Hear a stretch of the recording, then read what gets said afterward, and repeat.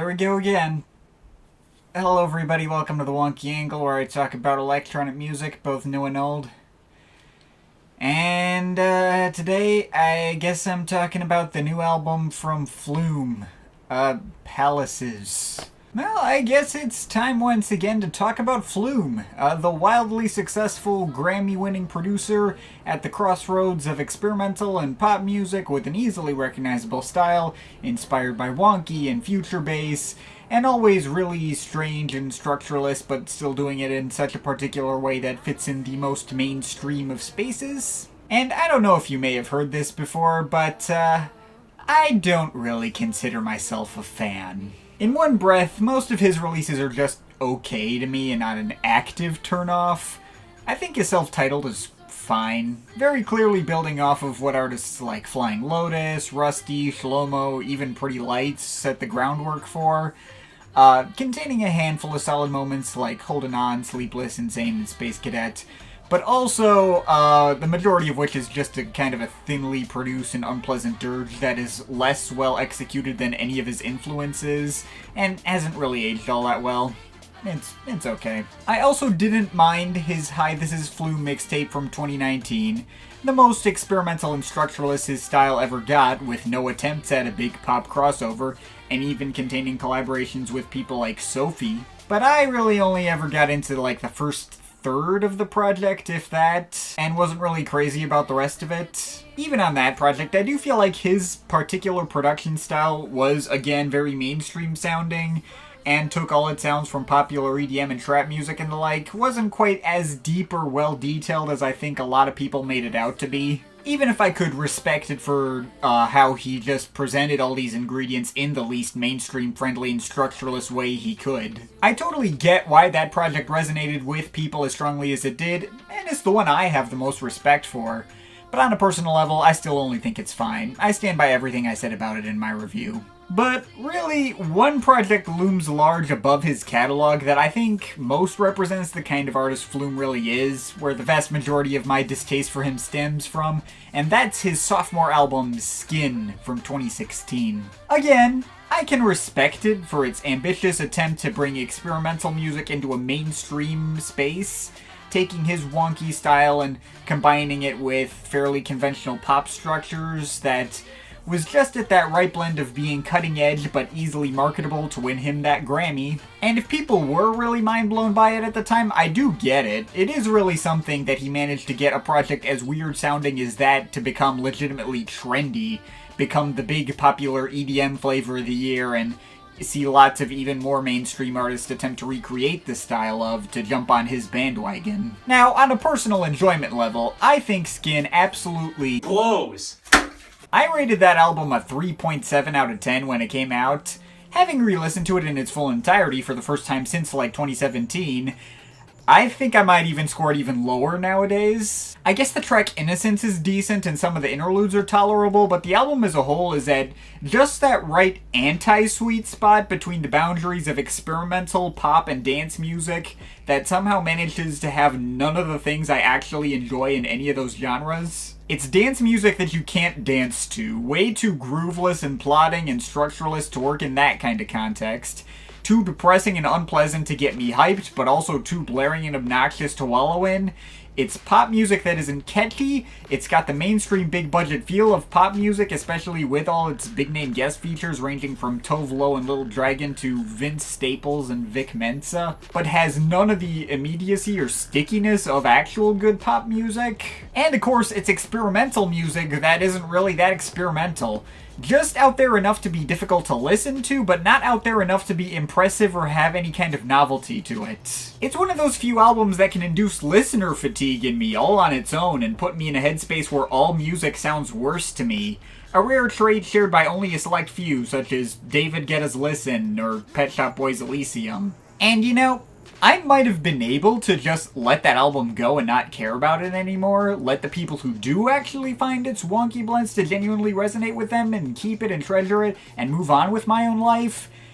If not for the fact that my primary emotional association with the album is the fact that to this day, my review of it is the most widely disliked video I've ever put out and the most intense hate mob I've ever gotten for a review. I mean, to be fair, that review was in 2016, and I was pretty bad at articulating my thoughts back then. I couldn't really pin down a solid justification for why I felt the way I did, besides the fact that every synth setting he used was a personal turnoff. Of course, a review like that was only ever going to result in universal backlash. I won't deny I was kinda asking for it, but I didn't really have that strong an emotional reaction to the project on its own, so listening to it in 2022 just ended up transporting me right back to that headspace I was at in 2016 while enduring all that dogpiling for several months on end and being gaslit by fans into thinking I was unable to enjoy experimental music in general. And all of this is directly relevant to mention because this latest album, Palaces, is Flume's attempt at making a direct successor to Skin. Another attempt at a mainstream crossover sound in that exact same mold. Needless to say, I was not exactly looking forward to covering this. I'm kind of bewildered that I still get people requesting for me to cover Flume with all of that background behind me, but I still got requests for it anyway. And I know well that skipping covering it would be leaving quite a bit of ad revenue on the table. So despite the fact that I had absolutely no personal interest in hearing this, I checked it out anyway and sat with it for a bit, for the sake of my own bottom line. And I'll say this. While it may not surprise you at all to hear that I did not care for this album, I did definitely like it better than Skin. Skin is an album that makes me nauseous. Palaces is just boring and forgettable. I mean, hey, if you were interested in hearing Flume putting out some of the most generic and by-the-numbers compositions in his whole catalog, that is more or less what you'll get here. He's following up his most experimental project to date in the Hi This Is Flume mixtape with his least experimental project to date. All these cuts are a lot simpler, poppier, more straightforward, just kinda average, future-based kinda stuff. I honestly wouldn't be surprised if a lot of fans mark this as his worst project yet from how there's pretty much no risk-taking involved here. But I don't know, I guess I'll take being bored over actively grating on my nerves. There's even a couple tracks here that I actually like. Well, just 3, but that's 3 more than I expected. I actually thought Say Nothing with Maya was a pretty solid pop tune with some good melodies and some decent enough energy behind it. First time I've ever enjoyed one of the regular pop-leaning tracks he's made. It does feel like it's consistently building to something without ever paying off. It's literally all build-up and there's no drop at all, but I prefer to look at it as at least he didn't ruin it. Especially does feel like a refreshing toning down coming immediately after the opener, Highest Building, which does have a payoff to a really terrible drop with all these fart-sounding sawtooth leads. Not to mention a more generic chord progression and even more intense vocal pitching for texture. I mean, if you're a big fan of Danny L. Harl, you might like that cut. He co-produced it, and I can kind of hear his style bleeding through, but it's also not nearly as fun or energetic as the stuff on Harl's solo album was. Anyway, getting back to the tracks I actually liked, my favorite cut here overall was probably Jasper's song. That's a very pretty lo-fi piano piece with a bit of strings and bass washes to add to the effect. Just a very nice and simple emotional soundscape that works quite well for what it's going for. Even the occasional moments of the piano recording warping a bit to emulate like old school tape manipulation, that didn't distract from it. It was all nice. It's not so resonant that I see myself like keeping it around, but it doesn't give me anything to complain about either. And the last track here I liked was Go. That one did feature a couple of blocky leads in the beginning that I wasn't really feeling, but it was mainly taken up by a pretty solid house groove, some airy pads and vocal chops which give me some mild like UK garage vibes. It's like a less memorable and more lethargic version of the Vale Smith track, Give Your Best. It's exceedingly rare for me to find a Flume track to actually have a coherent, semi-danceable groove in the way this one does, so I can give it points for that. But yeah, the rest of this thing I could care less about. The vocal pop crossovers are all forgettable blobs of nothing. There's the usual track featuring Kuka, or however you say that, in Escape, which has all these speedy stabbing synths as a drop. It exists. There's I Can't Tell with Laurel, which is really tedious and feels a lot longer than it actually is, featuring a drop that sounds like my computer blue screened. There's Hollow with Emma Louise, which sees him incorporating a reggaeton beat. Yes, for real. That did get a mild chuckle out of me when it first came up. There's the closer with Damon Albarn, which I guess is almost this kind of pretty piano ballad, except for those auto-tuned, breathy voice samples running through the whole thing that sound taken out of the Avalanche's Carrier Waves interlude.